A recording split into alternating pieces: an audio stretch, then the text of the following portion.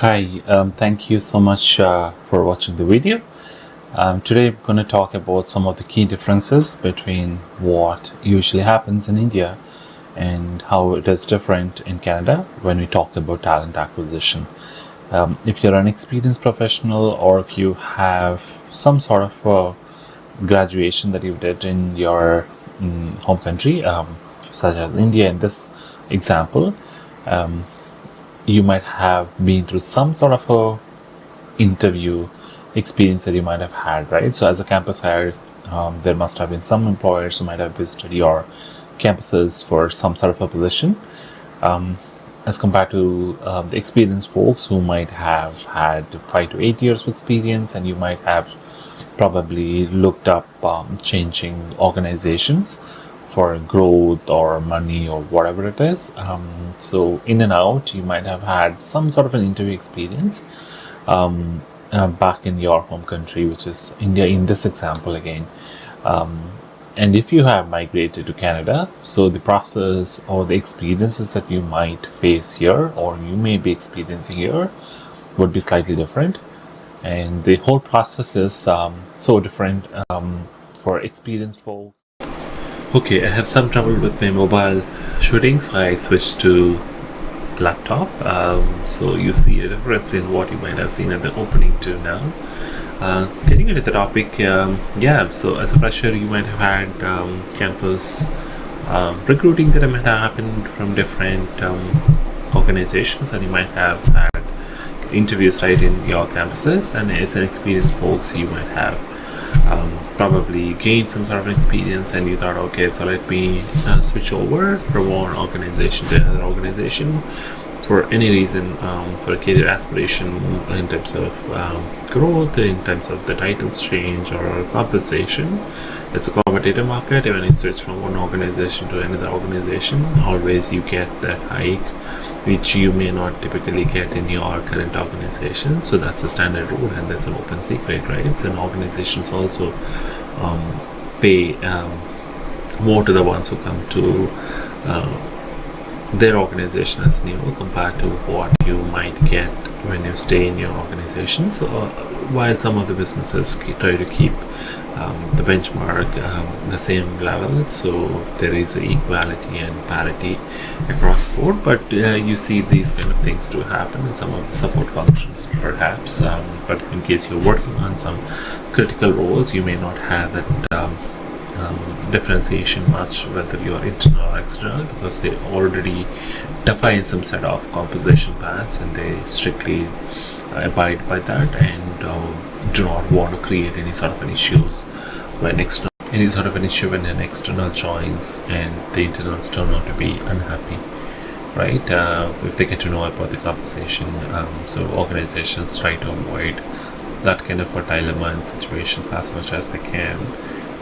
So that's a good thing, right? So today I'm gonna cover some of the key differentiations between Indian organizations and Canadian organizations. We're going to cover top 10 things, and these are going to be some interesting stuff, and these are from my experiences and observations from what it has been in Indian markets to what it has been in the Canadian markets.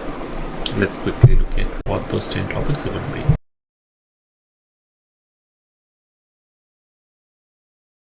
The first and foremost is recruitment process. That's the first stage of the process of getting into the organization, right? Recruitment, talent acquisition, whatever name you call it as. Typically, organizations spend a lot of money here and try to attract new talent into the organization. That might happen because of growth in terms of gaining new projects. Obviously, they need to have more people, or there may be attrition where they lose talent to a different organization and they have to backfill those roles to have the continuing support for the projects that may be ongoing. In India, the recruitment often involves multiple rounds of interviews, considering the volumes and all of it. So some of the organizations typically have technical assessments to filter out some of the candidates at that stage, because that's where the majority of the people get filtered out, and then typically move to the HR interview stages. That's where the HR screening does happen, and then the technical interviews do happen. And if you're a select, then the offer negotiations and all of it does happen. So typically the process may take 2 to 3 months. In some cases, I have seen in some cases where it involved US interviews, it was taking more than 3 months. If I compare that with Canada, the process is pretty streamlined. In large majority of the organizations, there are panel interviews where you may have one flat interview with a panel of 3 to 4 people. And some organizations which are pretty large in nature may have 3 to 4 rounds of interview. But they try to fast track the process and try to finish it as quickly as possible. Compared to India and Canada, India you may see candidates or employees serving 30 days to 90 days of notice period. So you will have enough time to backfill those roles. But in Canada or any of the North American or the Western countries, your notice period is pretty short. You can leave even without having to serve the notice period. You can just tell that, okay, I'm done and I'm leaving, right? But a lot of people serve notice period as a courtesy and give that 2 weeks for the employee to settle down and work on any sort of a transition and knowledge transfer sort of a thing to the existing staff member, so there is no continuity. But they cannot hold anybody more than 2 weeks unless the employee himself or herself agrees to it for more than 2 weeks. So that's what typically happens. So with that factor in mind, so the regular interview process may not take too long. They try to finish it as much as possible, even if it involves multiple interview rounds. In India, sometimes it's very tricky to complete it and fast track it, considering the volumes that they might receive for some of these skills. And the second aspect that we're going to focus on is a communication style. In India, communication tends to be more formal, especially in the initial stages of the interview, right? So when your resume is found on Naukri or LinkedIn, the recruiter tends to have a conversation with you. They try to be checking your interest and assess how you fit into the requirements and all of it. And also the communication style is not just at the interview stages, but also you see there is a significant importance given to the hierarchy, and there's often people prefer face-to-face interactions, while Canada, you may see people to be kind of informal and direct, and there's a focus on transparency, and they try to use all digital means of communication. It could be emails or video calls. I have never used text in my entire career, but I've used in Canada. So most of them prefers to use texts or emails more often than telecons or video calls. But in some conversations, of course, it's easier to have a quick video call as compared to a text or anything to avoid any sort of differences. But otherwise, everybody tends to lean towards text. I have had lengthy texts that have come to my mobile, which surprised me, and even I'm used to it. I love it, and so I didn't really get that to be shocking. But I've used it extensively. So that's the kind of communication style difference between what you might have seen in India to Canada. And the third aspect is employer branding. Employer branding in India is pretty crucial, of course. Companies with strong brand recognition try to attract top talent, and they invest a lot of money in the branding aspects of it, especially it starts from talent acquisition and in terms of retaining the brand into people's mind, make them as an employer of choice kind of a thing, where candidates often seek stability, growth opportunities, and also get the brand right. They take their pride, oh, I'm working with so and so company and I take great pride in it. Even I used to, when I'm working with Deloitte, I used to be proud about it and talk high about it as well. And of course, anybody would do that. And in Canada, employer brand is important, but there is great emphasis on work-life balance, social responsibility, and what kind of culture typically your organization follows. The brand, they would love to work with major brands and all of it, but what if a brand doesn't have the kind of culture that you as an employee would want to work in, right? If you are expected to work 12 hours, 6 days in a week, they would not like to work in that kind of environment. They'll try to seek that work-life balance. So more than branding, so the other aspects get more emphasis in Canada, while the branding efforts does happen, of course, right? It's for the organization sustenance.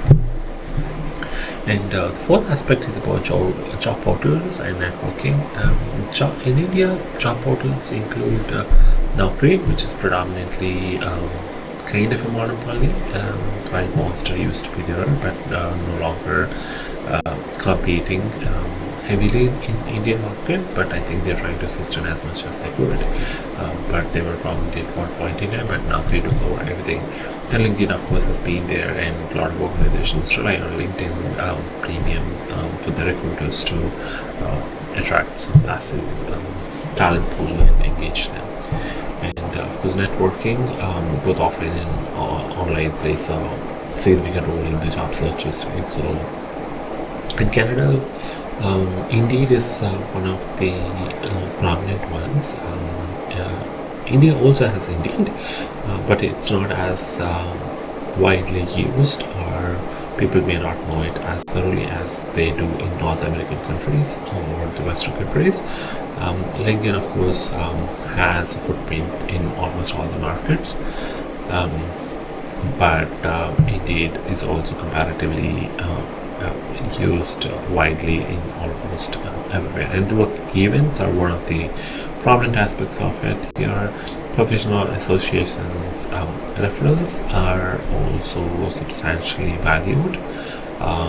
In India, also a lot of organizations invest a lot on referral programs, but that's more or less relatively the same here and there as well. You will not see much of a difference in both the countries. And the fifth one is education qualifications. In India, there's a strong emphasis on education qualifications. If you are in your schooling, so obviously your parents would start planning for your plus 2 and what is that stream you want to take up. And after you, when you're about to get into plus 2, you will start planning, or you're going to get into engineering, or you get into chartered accountancy, or some other sort of professional or career related aspects, right? Everybody tries to get into prestigious universities like IITs or IIMs, so everybody takes great pride in having those high-end degrees into their resumes. In Canada, education qualifications are important, but there is also a great focus on relevant work experience and skills. Credentials need to be recognized by Canadian standards, especially for some of the international students.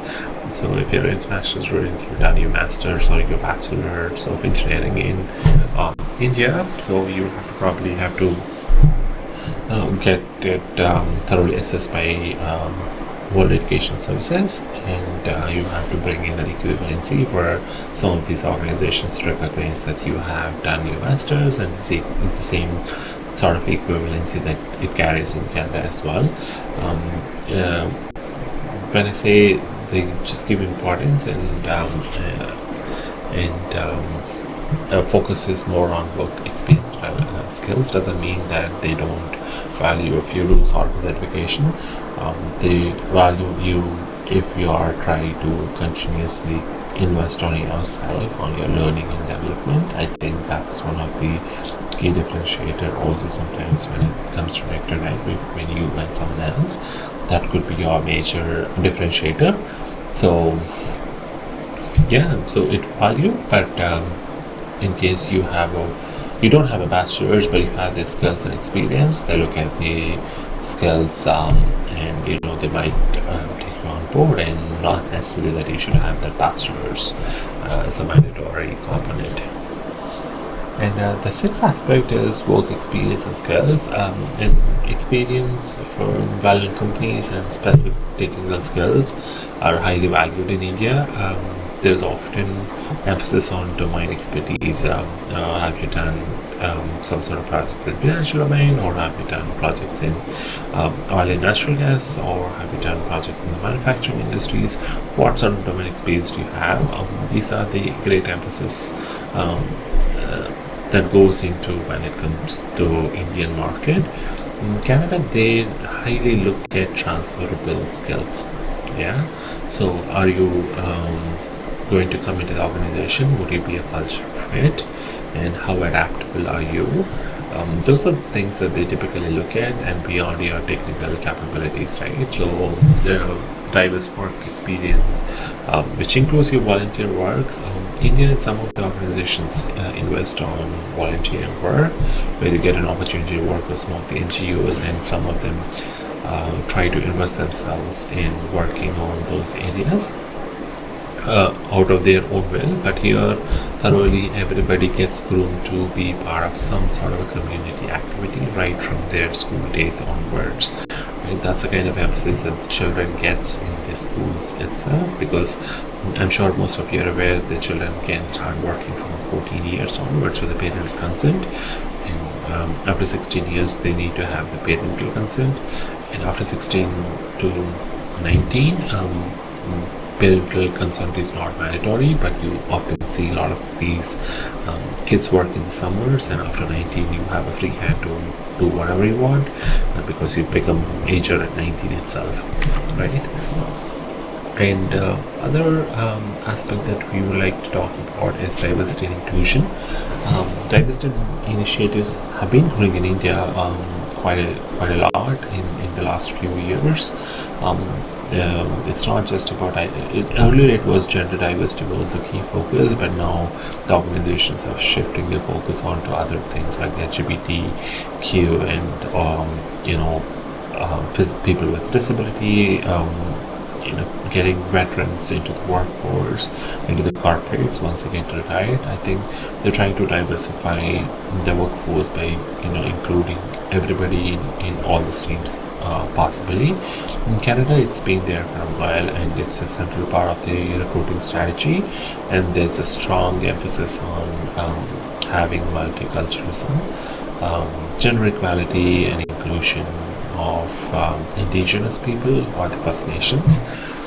So they try to recruit very specifically for indigenous people, to empower them in many roles. I've seen a lot of posting exclusively posted for indigenous people who are First Nations, like critical roles or IT roles, right? So they try to attract pool for specific roles as such.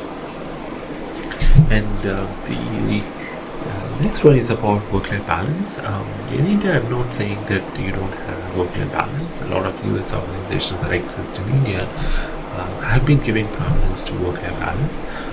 It's off late, it's becoming more important for a lot of people, but longer working hours is still common. Many of the sectors that you can talk about, even I used to work long. I mean, it's not my organization was forcing me to, but it was out of my will. I had to work to complete my responsibilities, but I always had the flexibility. I had work from home options. I was able to pretty much balance it. So in the same road, many of the organizations have also been taking that steps in India as well. And Canada work-life balance is highly valued, and people especially wants to take good time off during summers, because summer is a big season here, and everybody wants to enjoy that sun and because in winter you may not probably be able to go out and explore as much as you could do in summer, because the kids would have holidays in summer, and the family would want to spend time together, because everybody will likely plan some sort of vacation during the summer period, so that they can get and make the best out of that season. And there's also high emphasis on employee well-being and mental health. So some companies would have special insurance policies which are designed and designated around well-being. There would be health spending fund that some of the organizations might give to their employees, which has a sort of dollar value amount where the employee can buy anything which is related to their well-being as such, right? So when I was in India, I had that opportunity during the pandemic time, but otherwise not in the other days. But yeah, good to see that in Canada that's been one of the common aspects. And last but one, compensation benefits. Competitive salaries, bonuses, benefits like health insurance, retirement plans are pretty prominent in India as well. Job security is one of the key aspects that people look at in India, and how are they progressing in their careers are some of the key motivating aspects for Indian professionals. Everybody wants to become a manager by the moment they hit 8 years or 10 years. When I used to be in recruiting, a lot of people used to say no. The moment they hit 8 years, they used to say no, I don't want to come if it's not a managerial role, because they would want to progress or change organizations only if they are getting a sort of a managerial title into there, because everybody starts asking, oh, you have been in the market for 8 years or 10 years and you're still an individual contributor. Some people take it as sort of a prestige issue. So that's why they would be very particular about it, whether they get in their home organization or if they're moving, then they would really keep that as an important aspect to switch. Otherwise, they would try to stay where they are. In Canada, competitive compensation, health benefits, retirement plans, and other perks like parental leave and wellness programs play a key role. Equity and transparency in the pay is also emphasized a lot. When I was in India, I've never seen companies posting jobs with compensation ranges in their job ads, but in Canada, majority of the companies put the job compensation range in the job ad. So when I'm trying to apply, I would know what is the salary range for this position, and if it's within that range of my expectations, I would apply.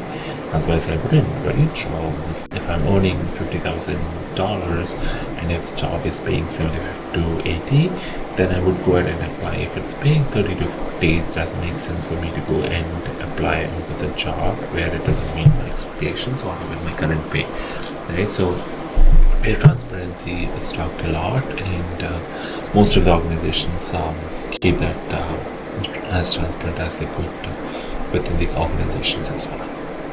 And the last one is legal and regulatory aspects of it. In India, the recruiting process is covered by labor laws, which could be related to the respective states.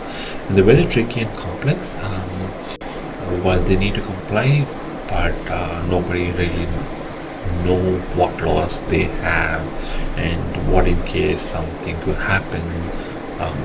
Not many employees would know whom to reach out for what kind of a thing.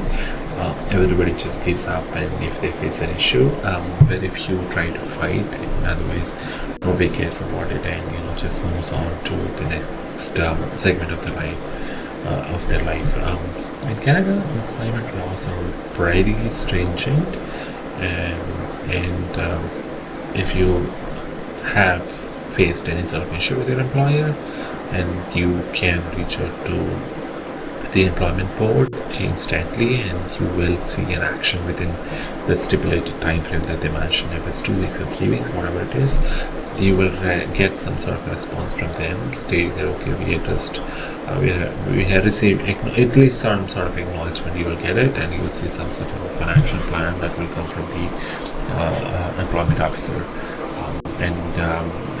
Anybody who faces sort of if they feel that okay, they practice non-fair hiring practices, or I face discrimination, or my employer is not paying wages on time, or employer is not paying minimum wages, paying less than the minimum wages or some sort of a thing, or work conditions are unsafe kind of thing, you can go and complain and you will easily wade through that. And there would be a lot of NGOs that exist for these kind of things who come in support of those aspects. And you can, if in case what you file is true, easily you would win it and it wouldn't be stressful as such.